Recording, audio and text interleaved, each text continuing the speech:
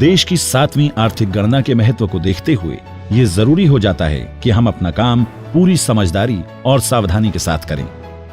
Enumeration का काम शुरू करने के लिए सबसे पहले अपने नक्शे को देखिए और फिर यहां से अपने एरिया के उत्तर पश्चिमी हिस्से को देखिए और यहां से आपको दाईं तरफ चलते हुए काम शुरू करना है।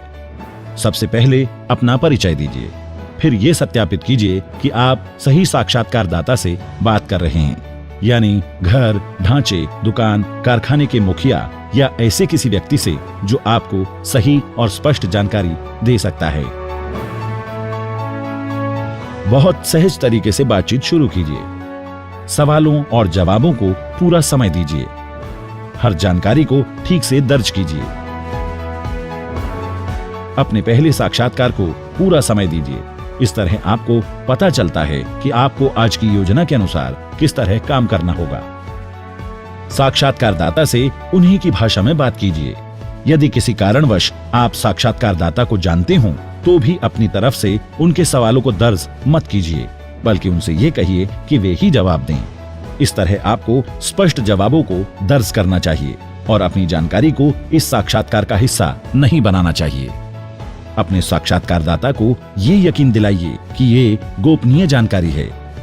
यदि किसी एक ही भवन में एक से ज्यादा परिवार हैं या व्यापारिक गतिविधियां चलती हैं, तो वहां एक से ज्यादा साक्षात्कार होंगे। एक ही गांव में एक से ज्यादा इन्यूमरेशन ब्लॉक हो सकते हैं। ऐसे में अपने साथी इन्यूमरेटर के साथ सहयोग में रहें। यदि कोई आपको जानकारी देने से मना करता है तो इसकी सूचना अपने सुपरवाइजर, गांव के प्रधान या सरपंच को अवश्य दें। यदि कोई घर बंद मिलता है तो वहां इंतजार करें या पड़ोस में पूछताछ करें। यदि किसी वजह से उस भवन में आप साक्षात्कार न कर पाएं तो इसे नोट करें और अगली बार वहां जरूर जाएं। याद रखिए, साफ एवं स्पष्ट जानकारी आपकी जिम्मेदारी है।